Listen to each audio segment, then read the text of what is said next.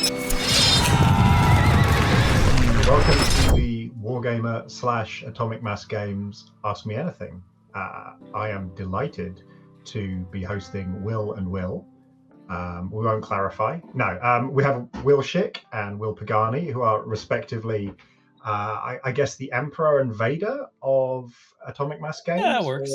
That's fine. As far as game development goes, that tracks.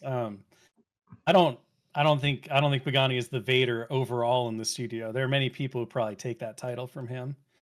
To be fair, I'm probably the Vader to Simone Elliott, who's our head of studio, and then there's like a Brandon Anderson who does all the finance stuff, and he's like the Vader in that.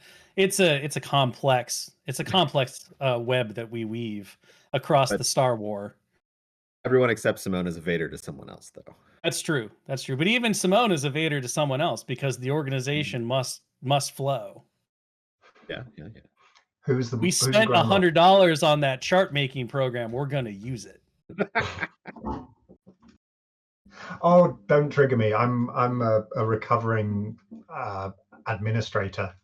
So I like if you tell me that you've got an organizational chart developing software. Oh, I'm right on that. But we do actually have. I should probably explain the premise of this. So most people are going to know, but we record these and they appear on the internet later. So for the benefit of those of you watching it post hoc, this is taking place in the Wargamer Discord, and we have an AMA with the wonderful team at Atomic Mass Games who are today mostly going to be talking about Star Wars Legion and eating moose. That one wasn't planned, but it's just the vibes that we're getting. It did happen. And now we could be interviewing Will and Will, which would be a delight and a treat. But today, we're having a little AMA. We like to do those because then the community gets to ask their questions as well. And you guys come up with stuff that we couldn't possibly think of because we are but humble tabletop games journalists, and we are sadly finite. Those of you who are here live today, there should be instructions in the chat about how to use mod mail. So that's basically if you've got questions for Will and Will about Star Wars Legion or about eating moose, put those via mod mail. They'll come to me. I can then put them to Will and Will. Yeah. I want to break the rules just once though, because we started with a great question, which is what game meat do you think Ithorians taste like? And I think it's a two-part answer. I think if you go for the head, you know, like from the neck up, it probably tastes a lot like rattlesnake. But if you look at the feet, they kind of look bovine. So like from bottom down, I'm probably going to assume that you're going to get some kind of like grazing animal taste. So you've heard it here first, folks. Will has been looking at Thorian feet pics. I mean, you got to. The reference matters. That's literally my job.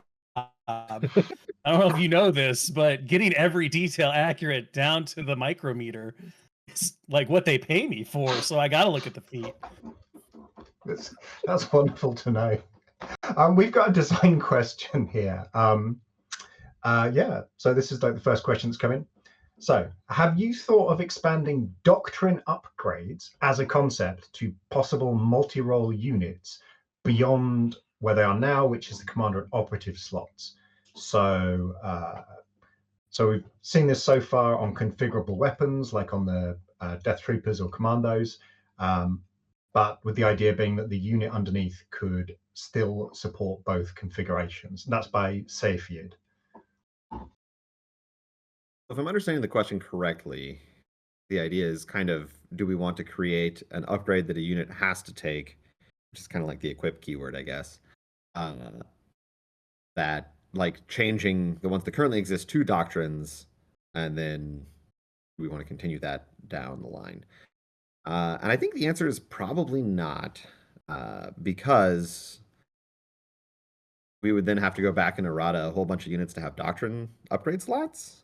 And then we'd have to reconfigure all these previous upgrades and all that kind of thing. So something like that would have to happen when you're doing another major shakeup like what we just finished doing, not sort of in the middle of not that, I guess. I think from like just a general standpoint, if you're talking about changing the role of a unit or providing tactical flexibility in how the unit functions, you kind of have that spread out already in, like Pagani brought up equip, which is a great kind of example of how we can require you to make a decision similar to the doctrines that will affect how the unit plays out.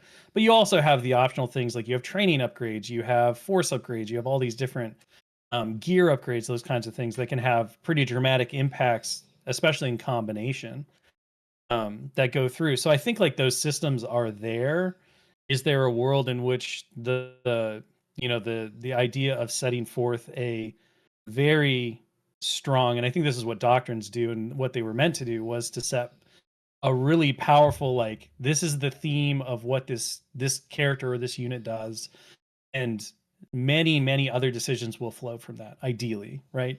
But that's also, I think, really from a just a philosophical standpoint, what commanders and to some extent operatives in the game are supposed to do, is that they are where you should start building your list, not necessarily where you wind up in the middle of building a list or even at the end. So I think, could it happen? Maybe. But I think it would take a very specific like instance within the Star Wars galaxy that we looked at and said, oh, this unit is so blank that this. Now, maybe we could have done doctrines for the clone trooper infantry, because I think that's really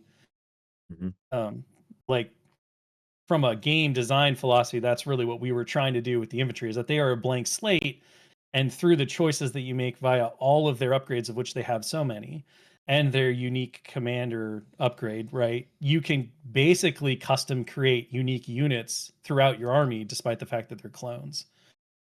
So that maybe Pagani has different feelings on that, but that's kind of like how I would see that. I think, if there was ever a place that it would have been done, had we had the technology in the past, it might have been that. Yeah, I also think there's part of it where the doctrines being specific to the customizable characters also lets us reference them in the rules and know that we are only referencing the customizable commanders and operatives. Is certainly part of it as well, right? So these could, like, all of them could have just been training upgrades, right? Or something like that, right?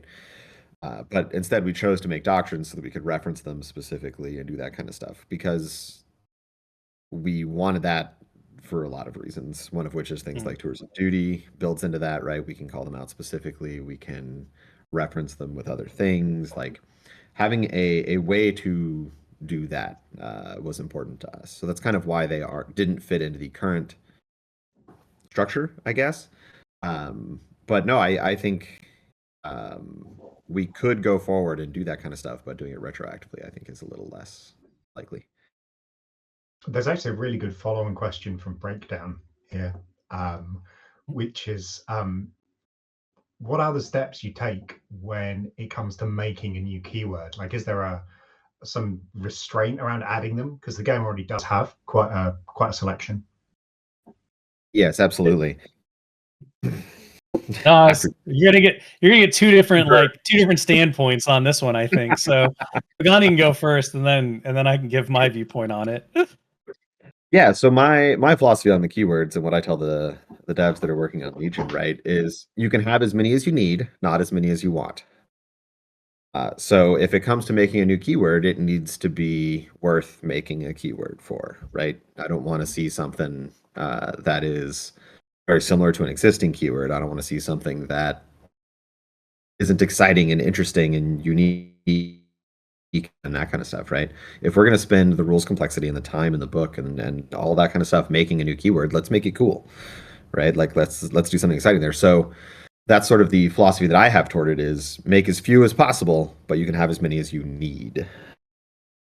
Yeah. So the only thing that I would tack onto that, which is a slightly different requirement, is make a keyword, you should be pretty assured that you're going to use it again. Right. The strength of keywords is that they get reapplied. They are universal in a way.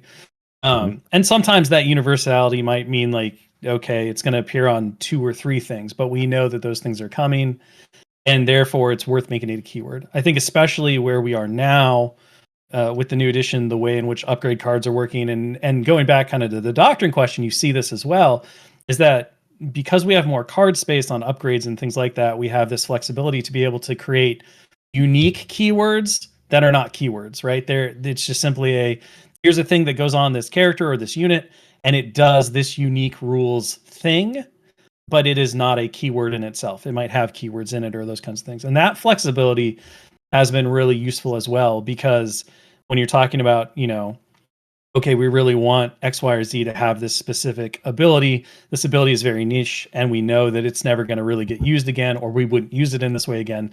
There is no reason to add another keyword that players are only going to reference, 0.01% of the time. Just put it on the card, and put it on the cards in these ways.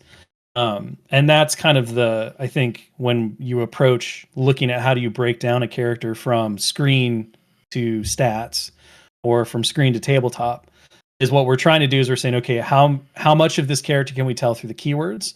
And then what is missing? And are those things that are missing from the overall universal system, or are they specific to this character? And then how do we go about integrating those, whether it's through command cards, if it's a character, through upgrade cards, if it's a unit, those kinds of things. So, yeah, I agree with Pagani. It's like you get as many as you need, not as many as you want, because you want to make sure that people can conceivably remember at least all of their army keywords, if not all of the game keywords.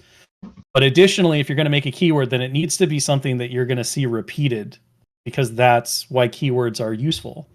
When I say, oh, I have relentless, Pagani immediately knows what that is, because he's seen that word listed across several of his units, right? And so it makes the game dialogue and the rules understanding a lot smoother, and that's the strength of keywords. Weakness of keywords is if everything's a keyword, nothing's a keyword.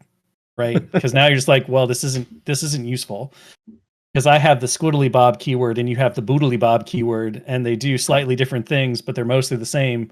But that's on top of all the other keywords that exist, and you've just write out the rule at that point, which is a viable strategy, but one that adds a significant cognitive load to the players in general. Yeah, yeah. Warhammer 40k 7th edition. It's just what you immediately made me think of there. Yeah. I mean, you kind of see that stuff happen, right? Being undisciplined when you're approaching this stuff can lead to a lot of problems, right? You think about games that start using symbology in their rules to streamline the game experience, but then they make a new symbol for literally every rule, and you're like, well, this is just a harder language to learn. And even from a player who's been in it from the start, it can be overwhelming. A new player is going to look. Oh no, Will's been taken by the moose. The moose. Oh dear. Oh no, we're down to one Will. We've lost the first Will. The moose invasion has begun, everyone. But no, to touch on what Chick was saying, right? When you're creating keywords, when you're creating symbology and things like this in games, it needs to be relatively intuitive, or people get very lost very quickly. And as the game expands, you don't get to add kind of an infinite number of these things, because you do always have to be looking back at the new player experience, right? You need to be saying like, oh, well, I've been playing this for 5 years or 10 years or whatever, so I understand it. Like, well, that doesn't matter. When little Timmy shows up and little Timmy hasn't played it ever, can he look at a card and be like, this is what the card does, right? Or the stat card or the codex or whatever you want to call it, right? However you want that information to be portrayed, needs to be accessible to a person that does that. So we might be having Will. It looks like no. Will is frozen in kryptonite still. But rather, Will is still doing fine. Oh, he's back. I'm back. I'm just on something different. So sometimes the Asmodee computer firewall likes to get mad at things, and then it boots you out. So we swapped to the phone, which has no firewall, so we'll be good to go. So if I sound a little different, that's why we just did a quick transition there. The Rebel Alliance cannot be stopped. Presumably Rebel action. All the technology. So hopefully it doesn't also bounce Pagani, but if it does, he now knows what's happened and he can do a quick swap to his phone. So you just never know. You never know with IT. Sure. You were talking a bit about sort of new player experience. And that feels like a good excuse to talk about the starter sets, which you've just launched.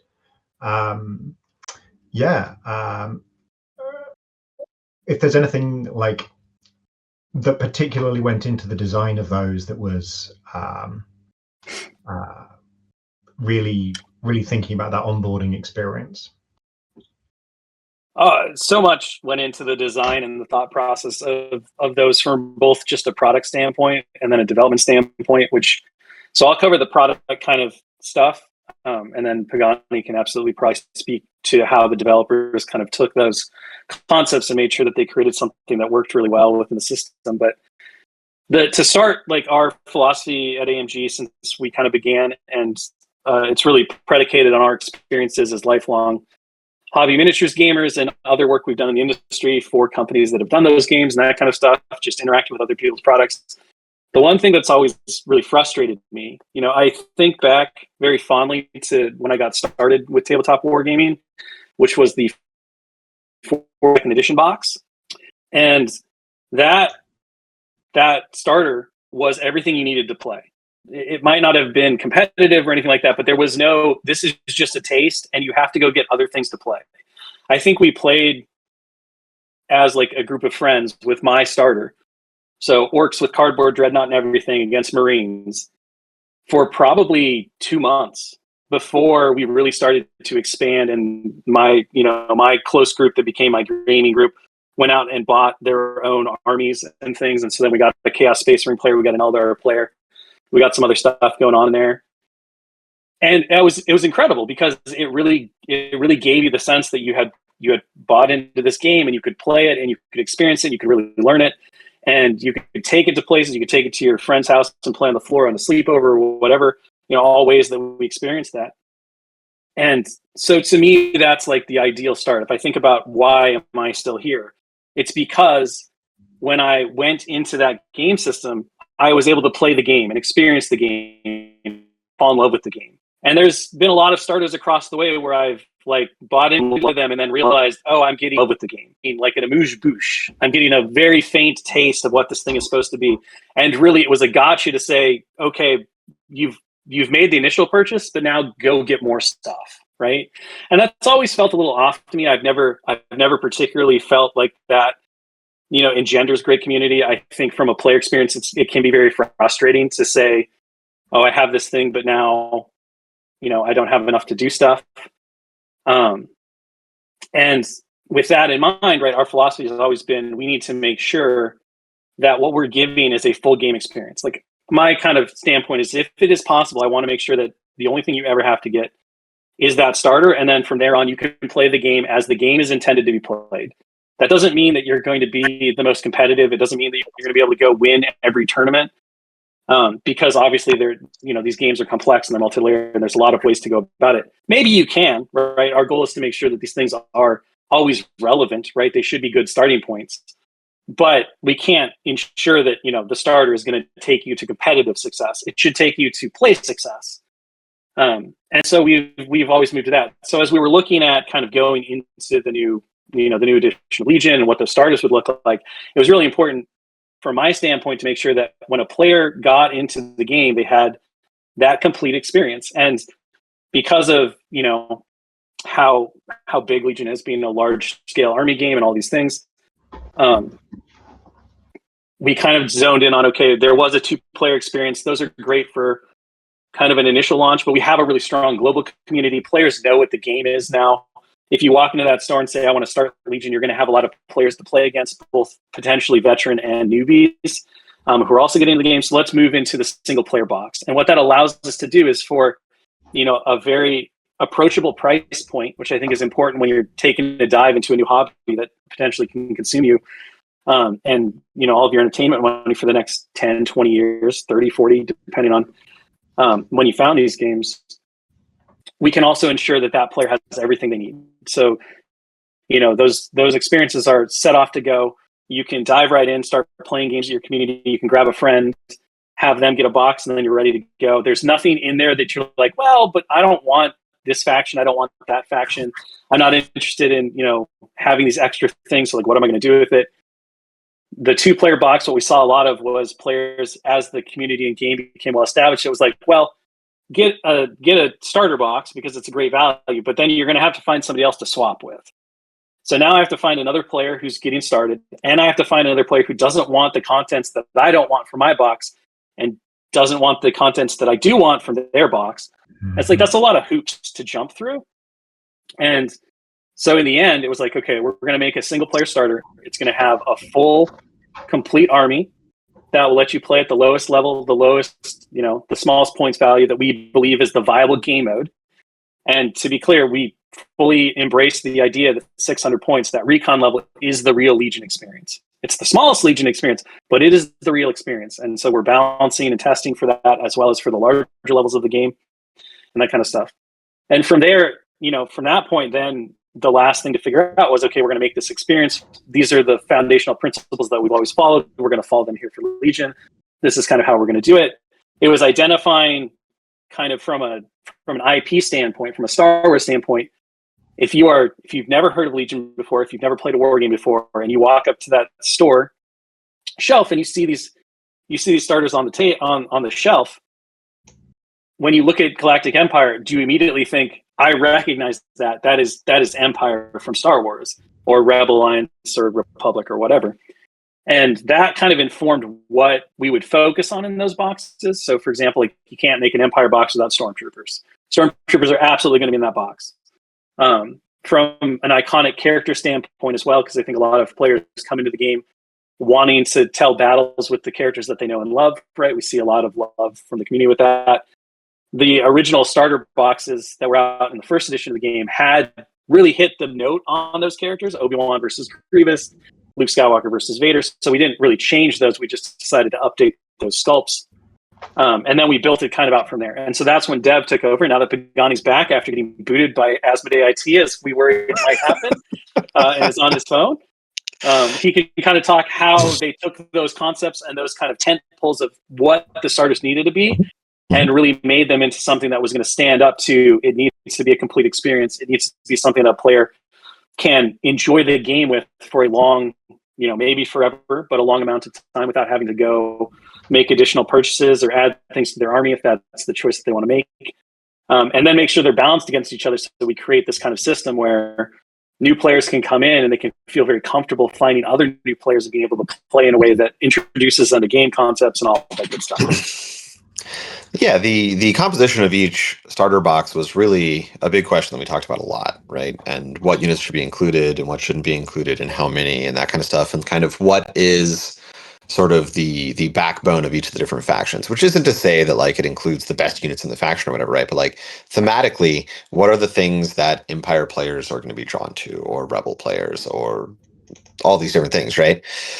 So we had different options to pick from, which have their limitations, but limitations breed creativity.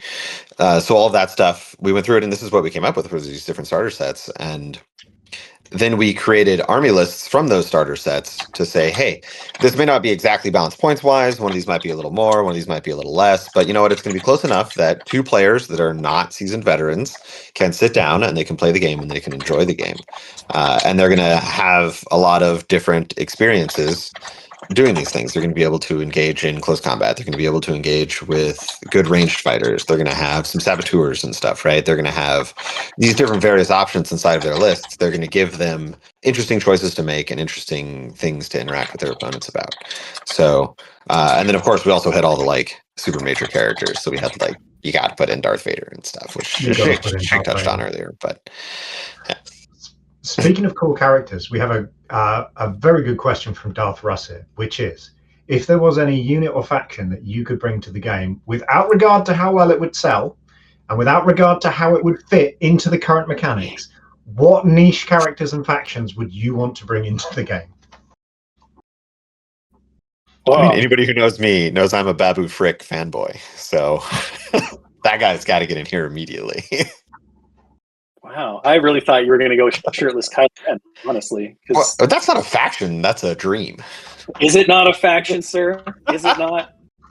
I think you need a little more than just Kylo Ren to make a faction. Man, there's a lot of I think there's a lot of really good candidates. Obviously, I think doing Old Republic, Sith Empire would be very cool. being able to go back to the heyday of Sith versus Jedi, warfare is just compelling, and would be a lot of fun. But I think that's kind of like a lot of players would choose that. If I had to pick something that was like a super deep cut, I think probably doing Tuscans would be really interesting, especially after seeing them in Book of Boba. That could be really interesting to see. Really, but there's a lot of invention there that would have to happen, or at least a lot of like more exploration of their culture and everything to build them out into something that would actually like function as a full army in Legion, right? We have enough hints that there's like a foundation, but you need more. So I think that to me would be one that would be really fun. Night Sisters, obviously, there's enough interesting stuff there from both Legends and the current continuity that could also be very cool. But I think if you're trying to go for like the most obscure thing, I think Tuscans, like a Tatooine kind of like desert rats thing with Tuscans and maybe some Jawas and stuff, could be really interesting. There's a lot of intriguing Banthas mystery there with that stuff. Yeah, get some Banthas in there. Get the really big. What are the massive things in Mos Eisley? No idea. With the long necks. Yeah, I know what you're talking about, but I don't remember their name because they weren't in the card game until they did the special edition ones. So we've got a nice question here, which I think is from Ragnar 5363 and kind of follows on, which is, you don't have to get into specific releases, but what gaps do you see in the 4 main factions?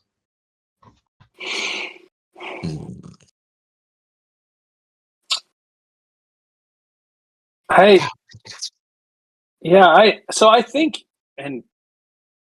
think for me, the 4 main factions themselves, as like a general aggregate, feel pretty solid. Like, I don't think there's a lot of missing parts to them.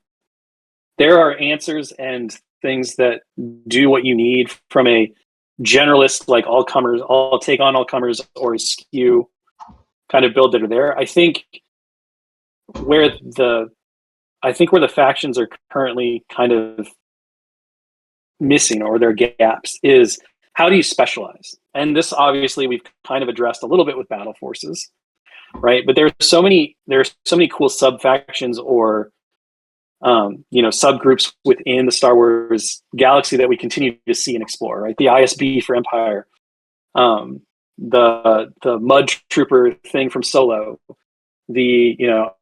people, I'll say it because you have to, just because it's part of the game that everyone plays, but Gungans are another one that's like, they're not really a force, but they're a sub-affiliation that we see quite fleshed out in the thing that kind of attached to Galactic Republic but don't. So for me, I think that's where the gaps come in. And then that goes back to the gaps of, if you look at, largely the conversations or the wish listing of most Legion folks in the community, it usually centers around their favorite character, right? Where's Mace Windu?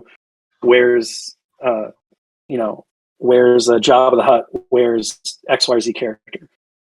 And, well, you can obviously just make those characters. Making a character that has a space to breathe, or a space where it brings a lot of value, is also really important. And that's where those kind of sub-affiliation, I think that's where the gaps happen, right? Like, if you can take anyone from the Jedi Council that you want, what are they offering to a generic Republic army? If they're your favorite character, they offer that. But if you're just looking at it from an army building standpoint, you're like, okay, well, I'll just take the one that is the best at whatever I want to do. And so are those options really offering value? But if you start getting into kind of battle forces, right, where you have a more limited selection of things, and we can focus them in certain ways to have very distinct play styles or very distinct themes, now all of a sudden those characters offer more to the player who wants to explore that. And so I think it's really exploration. Like, to me, it's player options that are the gaps, if you will, that we really want to start diving into more deeply. And now we'll see what Pagani has to say. Yeah, I mean, I want to add all sorts of stuff. So, like, but it's all spoilery because we did it. So I think It's a hard one, man, because like I want so much. Darth Jar Jar. I think to kind of piggyback off Chick's like a little bit of options, but in kind of a different way, is I would love to see like more options inside of each unit, if that makes sense. Like if Pie in the Sky, there were no constraints, you could do anything you want. I would love to see like various weapon options inside of units where the whole unit changes what weapon it's carrying or something, or new heavy weapons or things like that. And going back into sort of older units and doing that kind of stuff, I think would be really cool. But that's hard to do. So like it's yeah, there's just a lot there. So I don't know. I think that's where I'm at, and I don't know if that's an exciting answer, but I think they were probably looking for like, what type of unit were you missing in Empire or something? But I don't know. I think stormtroopers are so cool, so I want to see more ways for more stormtroopers to be there doing different things. Kind of like what we did with Riot Control, right? It was like, those are just stormtroopers with different weapons. And I think that's cool, and I like that. I like the aesthetics and the things that are in Star Wars, and fleshing them out more and getting more options in there, I think would be really exciting. Nice. Yeah. I'm a big fan of stormtroopers in just whatever additional nonsense equipment. Yeah. And I think you can see that in a lot of different places, right? You can see that you could see that with basically any unit in the game with different equipment, different stuff, different things. So yeah. Let's pivot over to some rulesy stuff here. So we've got a question from Nerderfruk. I'm not sure how that's pronounced. Saying, do you see, like with competitive lists sometimes going up to 14 activations, do you see that as a problem, especially when some tournament games or many tournament games, they're not getting to the 5 rounds? Personally, no, not really. I don't see that as a problem. I think people that are playing 14 activation lists are sort of under an obligation to get their game done, right? Like at the same as anyone else who's playing less activations. And I think more activations doesn't necessarily like increase game length, right? Like how much are they thinking about things? How many of these other things? Like, yeah, sure, you're making more choices, but it's not quite the same thing, I guess. So yeah, players are under an obligation to finish their game, no matter how many activations they bring in events. Okay, so it's on the players. Okay, cool. On the converse, or yeah, kind of similar. Got Ragnar5363 saying, given that turn 1's typically the longest turn in the game, have there been any discussions on ways to speed that up? Yeah, so turn 1 is definitely the longest turn in the game because it combines both deployment and the first turn of the game, which combined is much shorter than actually deploying and actually playing the first turn of the game. We found in our testing when we were doing all this kind of stuff. So, okay. Has there been any thoughts to speed that up? Yeah, we talked a lot about it, like a lot about it when we were doing the initial development of kind of the new first turn. But it being the longest point in the game, I think is fine, right? I think each turn should not necessarily be the same length, and I think the beginning turns are the most important for positional elements, for thinking about things, how you want to pick your matchups for your units, what are you trying to do on the objectives, like all that kind of stuff. So I think pretty much no matter what you do, your first turn in miniature wargaming is going to be your longest turn. Probably. I was going to say, I mean, if you look at pretty much any other tabletop war game out there, the first turn, just because by dint of having the most things on the table, is usually the bulk of the play time, and then it accelerates as things start to die and players have fewer choices, and the action kind of like builds on itself. For us, you go ahead. I was going to say, so for us, right, when we were looking at, we're going to make the game 200 points larger, we're going to have, these other like considerations in it. One looking at was, we want to keep the overall game length the same. How do we make sure that the complete game length feels very fulfilling and exciting, and there is as minimal dead time as possible? And that was where the combination of deployment and first turn came from, is that you were spending that time anyway. We did gain time savings by combining the two because there was a little less dead time between the players. It also made that whole deployment much more active and exciting. and more interesting from a standpoint of like, okay, I'm engaged with my opponent. We are already playing the game. I have to be thinking about this stuff. So you get a bit of time savings, but you also make sure that the game time overall is far more exciting and engaging. And for us, that was kind of the big win. So I think part of the thing about like, how do you speed up round one even further? For us at this point, as Pagani mentioned, right, we tried a lot of things.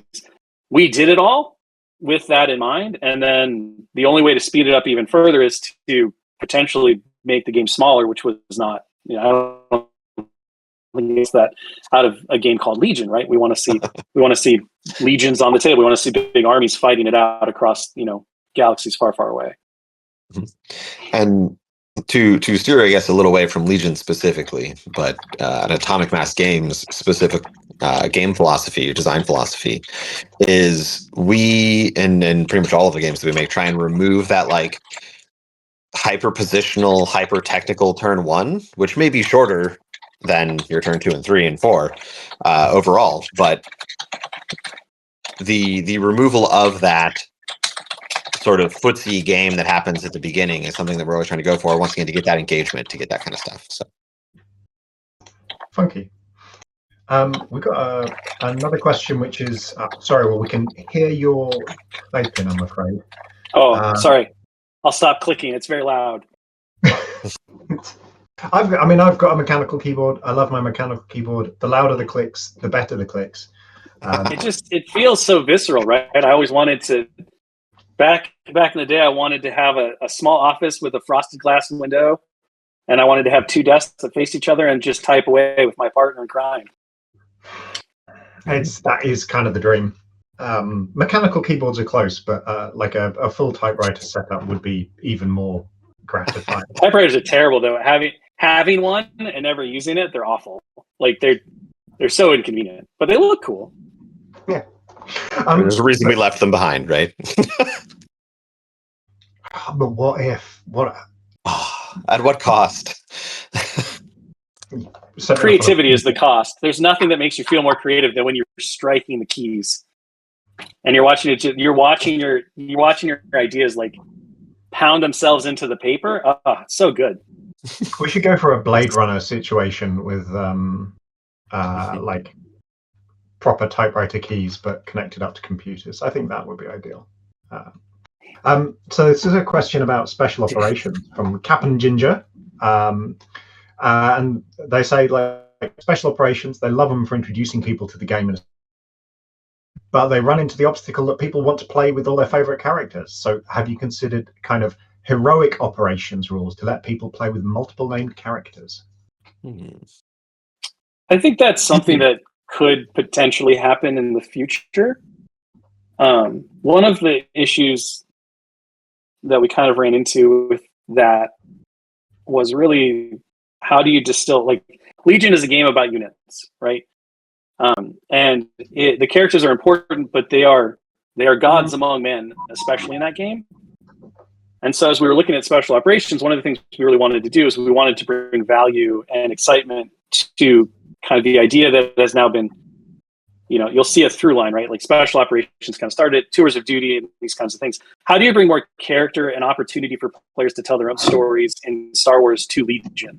Because I think that's really where Legion has its most, from a narrative standpoint, from a person wanting to interact with Star Wars, I think that's where Legion really shines, is that it offers you this opportunity to tell your own stories alongside characters whose stories have already been told, right? Mm-hmm. I think we know how Anakin Skywalker's story goes, and he might be in our army. This is very subjective because it's how I kind of do things. And he might be leading our army at the time, and in this battle that you and I as opponents are telling on the tabletop, but we know where he goes. But what about, I think this is where we've seen so much excitement about the customizable commanders, which has been great because it's what we hoped for when we originally kind of landed on the concept. But like, we can now tell stories about what happens with our army, with these units, with these characters that their stories aren't told, right? And so we have, I think from a hobbyist perspective, you have so much ownership in that, thinking about all of the games I played and where I was most engaged with tabletop wargaming, it's always like, I'm telling my army story. I'm telling these tales and making this mythology with the miniatures that I'm painting, with the army that I'm building, with the games that I'm playing. And, being able to do that was really important. So Spec Ops was kind of our push into that, and where we felt we wanted to focus, because it felt very Legion to us, was on those generic units. That doesn't mean the characters could never show up, but kind of going back to the ideas and the inspiration of like Necromunda, Mordheim, even FFG's Imperial Assault. You think about how those characters come in as they come in as cameos, they come in as special guest stars, and then they go away again. And you see that reflected also in Tours of Duty, right? With Vader can show up, you can request Vader aid, but he's not going to stick around. He's got his own tale to tell, and this is your story to tell.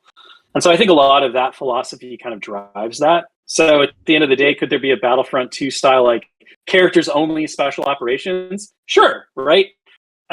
Does that necessarily align with what we're kind of our goals are for these different modes, for how we're trying to get players to really interact with the hobby, the game, and the kind of player experience? I'm not entirely convinced that that's where success lies, long term, but I could be wrong, and I certainly have been in the past. So that kind of gives you I think my thought process behind it. Pagani is the one who really engineered and developed it. I'm sure he could be like, I can make numbers for anything. Yeah, we could, right? But we kind of decided at the beginning of this, everything that you just talked about, right, is that the point of special operations isn't to have Luke Skywalker show up, right? It's to have your unit of ARC troopers go and complete their mission or whatever. And then I think you mentioned this as well, but I think special operations really put a lot of like ideas in our heads for what we want from Tours of Duty as well. So I think there was a lot of the character aspects and that kind of thing involved in there. Really moved in. So also, like, people, if you want a game that's really focused on a set of characters, look at Shatterpoint Slaps. And absolutely. Yeah, I mean, there's definitely a little bit of don't cross the streams, I guess, in some ways, but the systems, the systems are built to really emphasize different aspects of gameplay, right? Shatterpoint is very loud, it's obnoxious, it's in your face, it's animation, everything's larger than life, and it has specific mechanics built in to allow characters to really be godly. You look at a Legion, right? And I think this was kind of our also thing is, if you're able to take Anakin Skywalker into a special operations game, and he just got and he was balanced against Freddy the B1 battle droid, it wouldn't tell the Star Wars story, right? Like, because what Pagani created through his development on the design document for special operations was, we wanted to create a true skirmish version of Legion, right? Which meant that we had to maintain the boundaries of Legion itself. So the dice pools are very similar, or if not exact, to Legion. The dice math is very similar. The order system is basically identical, except that instead of ordering squads, you're ordering individuals. Mm-hmm. And the second that you take a Jedi Knight Luke Skywalker, you say, I want to see him like he is at the end of Mandalorian Season 2 and just cut through everything with ease. Well, that's only fun for one player. And so that was another reason why we're like, well, balance-wise, you're either going to have to depower the characters to the point that it's not going to live the fantasy that I think players, especially the folks asking that question, really hope for. Or it's going to be so imbalanced that you're just going to be like, well, characters don't know how to play. And that's why I kind of bring up the Battlefront 2 thing of, is there a mode in which Spec Ops just lets you take all the characters and, have a great time? I think so. I think that's absolutely possible. And then that would feel appropriate. But the scaling between a named Star Wars character and, an unnamed ARC trooper is just, it's a wide, vast. And we do, I think at the end of the day, which you'll probably get from my vantage point, but I think even from Pagani's, is we view these games and everything that we do with them, rules wise, design wise, everything's from a story first perspective. Right. The amazing thing is about miniatures games is that they're a way to tell a joined narrative through player experience. And that's not even counting the hobby, which is another huge portion of being able to tell your stories, to interact in a way that there aren't very many other properties or, games in the world that, like products in general, that allow you to do that in a way in which miniatures do. And I think that's the allure of them. I think that's why so many of us are lifelong hobbyists, and we get really enmeshed in these things because they speak to a primal nature of us as people to want to tell stories and to want to connect through those stories. And we take that pretty seriously, and we believe that that's kind of like the secret ingredient, if you will, the 11 herbs and spices to the success of these games. And I think when you really look at what games have stood the test of time in the genre and what haven't, you see that play out. Right? Is there's more to it than just a game. There's way more to it than just a game, because there are a lot of great games in the world. And there are games that have stood the test of time that there's a not insignificant portion of people who will debate that they are terrible games. And they are not. They are not good. But yet they'll be like, I still play them and I love them. Right? That's so I think you can't discount the fact that what really connects us to these things is the stories that we get to tell, is the emotional connection that we make with the people we play them with and the communities that surround them and all that stuff. And so that's kind of how we view everything from a perspective of like, this is what we're doing. This is what it has to deliver first. Balance and everything else kind of comes second. If we can get the theme and the story and the narrative and all of that emotion, that experience first, then we have made something great, and we can make it better by doing all these other things well. But if we do all those things great and we don't deliver on the first part, it'll never be as good. I love that we're going between like these really, really massive questions and then quite small ones. I've got a really small one here. Given the changes to Ion and AI, are units with these keywords still where you want them on the curve? I mean, I think it's a loaded question. It's a loaded question. But no, I think generally speaking, AI is coming in a little hotter than we originally expected. Wait, did I say AI or Ion? Ion is coming in a little hotter than originally expected. Because we took most of the Ion weapons were very poorly comparing to many other weapons because of the exhaust or short range or things like that. So we had a little bit of a miss on the points there. I don't think they're wildly off, but they're certainly off a little bit, and it's something that we're going to be looking at in the future. And then as far as AI goes, I think AI is coming in about exactly where we want it to be, where it is a problem when things are not going as planned, but it does not hamper you significantly when things are working properly inside of droid-based armies. Yeah. Cool. We have a fluff question as well, which is, if you're going to build your own lightsabers, what would they be? I'm completely creatively bankrupt, so I would just build Kylo Ren's lightsaber. Kylo Ren's lightsaber? Why not? Kylo Ren. I love that man. Yeah, cross guards on lightsabers, that doesn't work like at all, but I'm in for it. I'm here. But it looks cool, right? It looks very cool. I am a huge fan of the double-bladed lightsaber, like from just a design, and I think it blew my mind when we saw the first one in episode 1 and on the trailers and all that. Like, I just remember being like, oh my gosh. Like, I was a senior in high school when that movie came out. I went out to Target, like, after seeing the preview, went to the toy section and bought the Hasbro, like, not they didn't have fancy like FX ones. This was just the one meant for children. And I went out and bought it, and I was like, this is cool. And I was like, this is amazing. And I did the zoop zoops in my room with it a little bit, and then I still have it. I think it's in my kid's room. It doesn't work anymore, but it's there. So for me, that one's really compelling. But having done like stage fencing and stuff through classes and everything, and understanding kind of like how, not like, I'm not an expert. I'm not a Ross Thompson who goes out and does this for, like, he does medieval combat on the weekends for fun. But I understand enough about the concepts of like what lightsaber fighting should be to be like, that's a terrible, double blade is a terrible option. Like, it's not going to go well for you. So when I went to the Saves and built mine, it was the defense and protection kit, which I think is about right. Like, so I'm very much it's a purple blade, zero question. Anyone who knows me knows that I balance the dark side and the light side as best I can. And I have my moments on both. I think we all do, but purple's my color.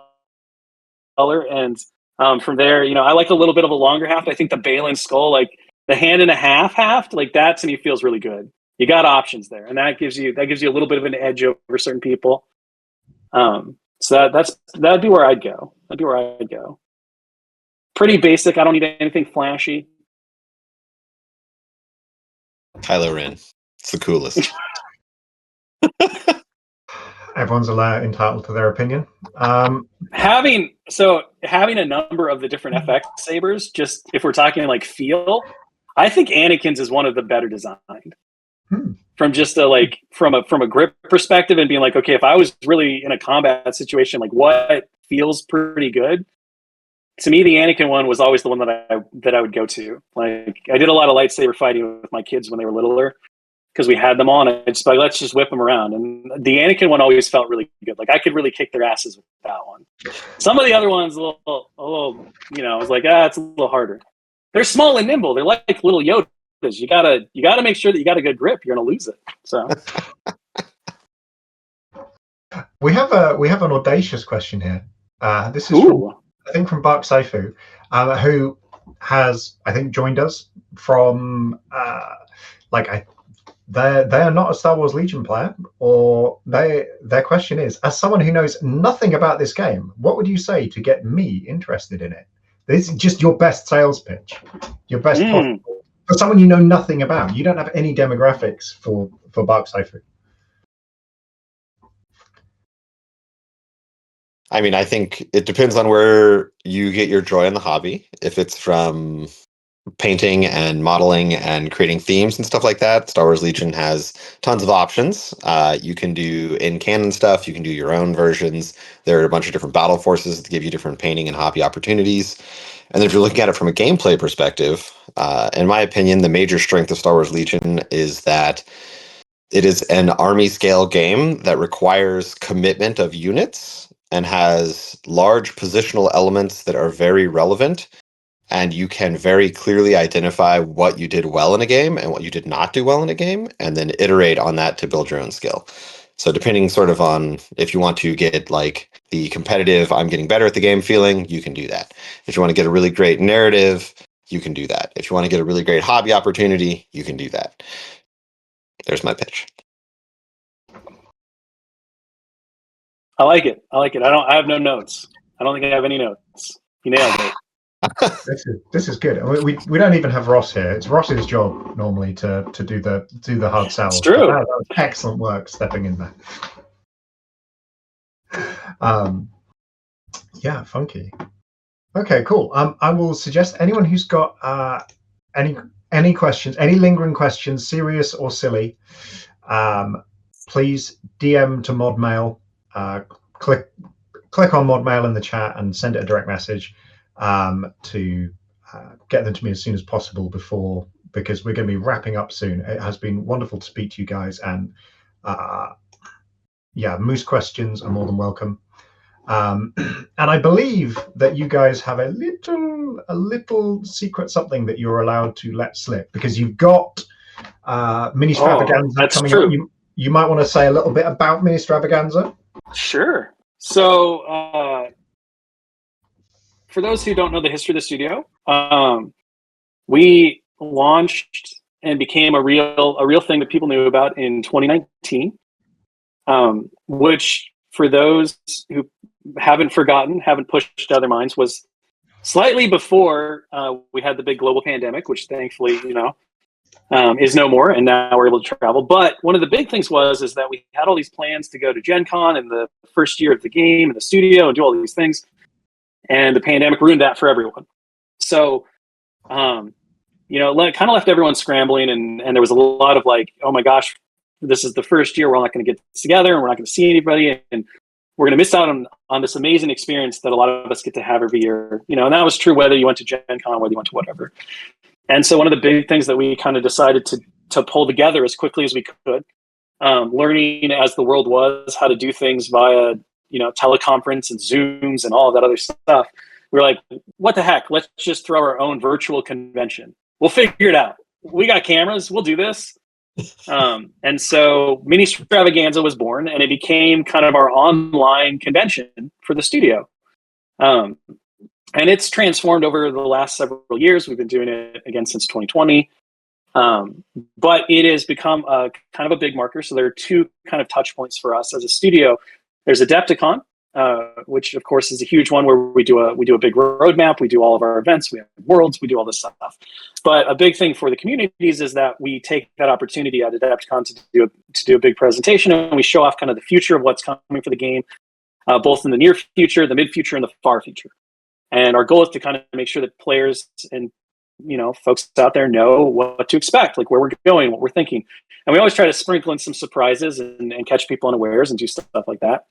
So Ministravaganza is going to be coming this year in November, and it's our second touch point. So they kind of like, there's two beats throughout the year where we relook at some of the things that were coming soon and now are out. Some of the things that were the mid coming soon and now they're really close. So we're going to spoil rules and different abilities and things like that. Then of course we reset on the forward looking stuff.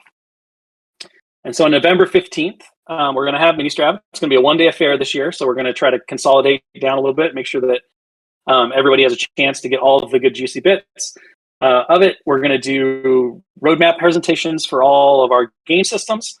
And for Legion especially, we're going to be showing off a lot of cool stuff. However, because Tim asked very, very nicely and has secret dirt on Ross, he must have secret dirt on Ross. They provided us this really fancy image to show as a little teaser of what you can expect from the roadmap. So this is exciting. This is exciting. I was blown away when they said they wanted to show this. So okay, so someone, what, are you gonna share it with? Oh, am I gonna show it? I don't know. You could show it. Our man. Oh no! I got to figure out because I'm on my phone because I got booted, so I don't know if I can share images. Okay. Let's figure it out. But I got them on the horn, so I'm gonna have to clicky clappy. Good luck. Okay. All right. That has appeared in our email now. Dun, dun, dun. Aha! Okay, so you're seeing this is live theater. This is how it works. Yeah, this is so I'm truly fresh. Into chat.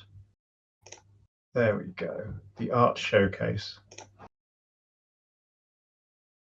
I can't see the cameras either. So once you post it, you have to let me know so I can go, ooh. There we go. This is dropping into chat. I'm just going to open this in mine. And... There it is. Look at it. Look at it in all of its imperial glory. Ooh. Okay, so yes. Who are these gentlemen? All right, so for those who may be like, what are these cool-looking dudes? They are the Imperial Mud Troopers, as we see them in Solo, a Star Wars story. And they are one of the new units coming to Empire next year. And if you want to know more about them, you should tune in for Ministravaganza on November 15th.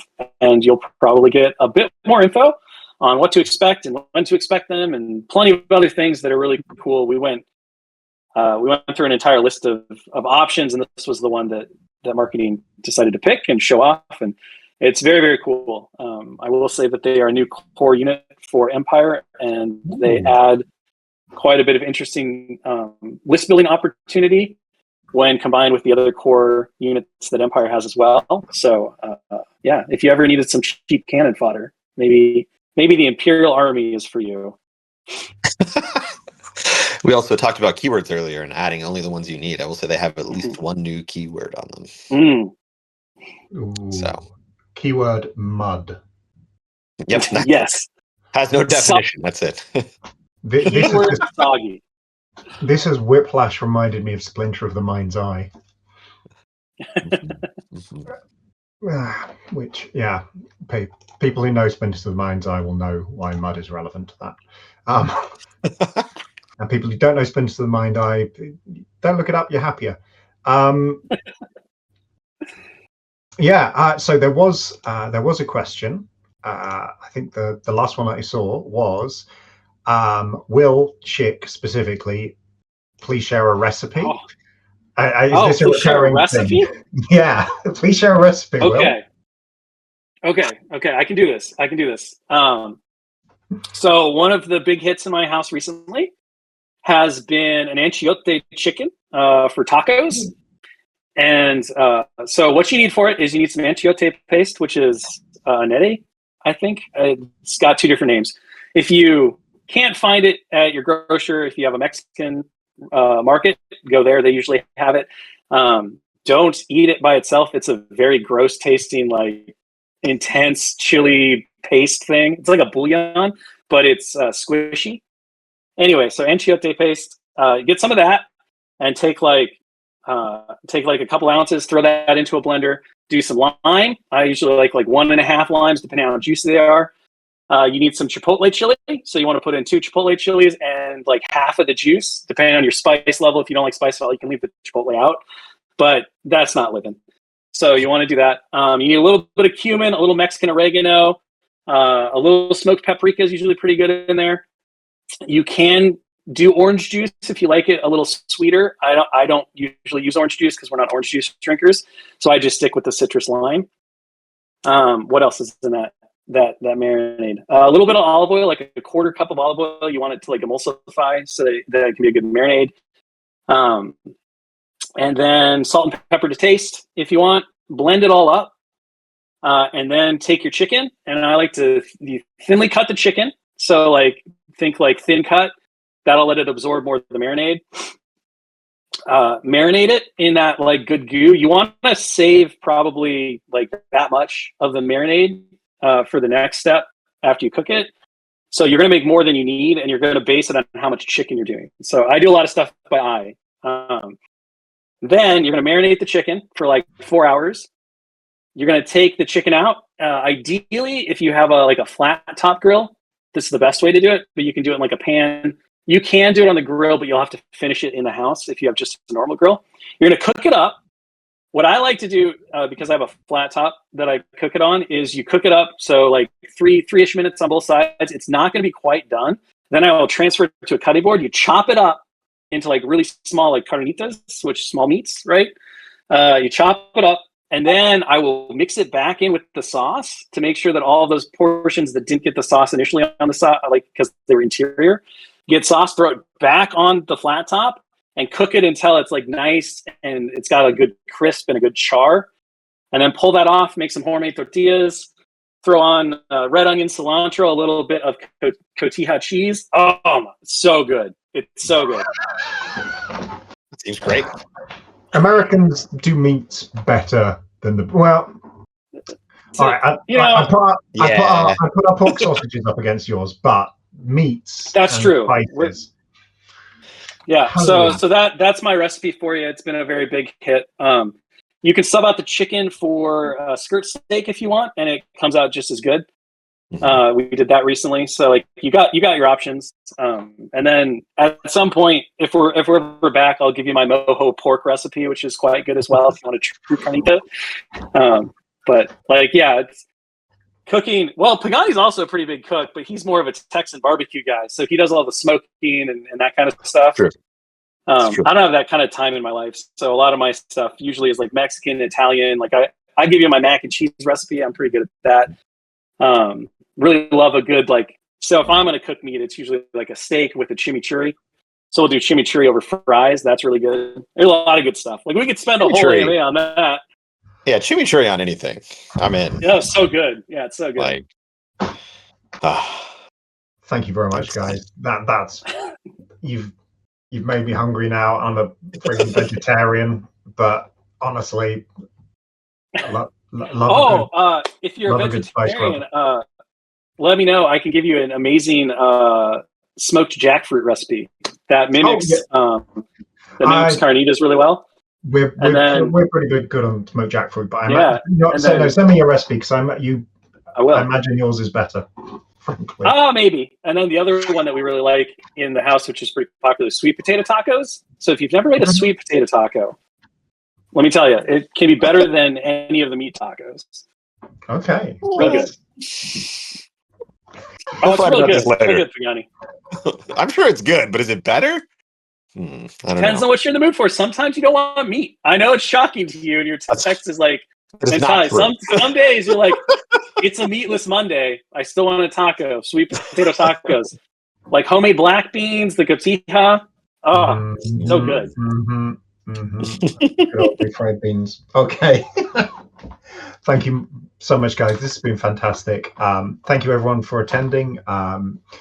Thank you to the lovely tech support crew.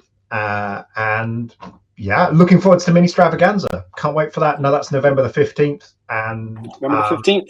For anyone who rocked up late to this, this video is going to be, well, this AMA is going to be up as a video on the Wargamer YouTube channel. And this has been fantastic. Can't wait to speak to you guys again. Catch, folks. Thank you so much for having us and hosting, and for everyone who came out and asked questions. This has been a lot of fun. Thank you. Thank you, guys.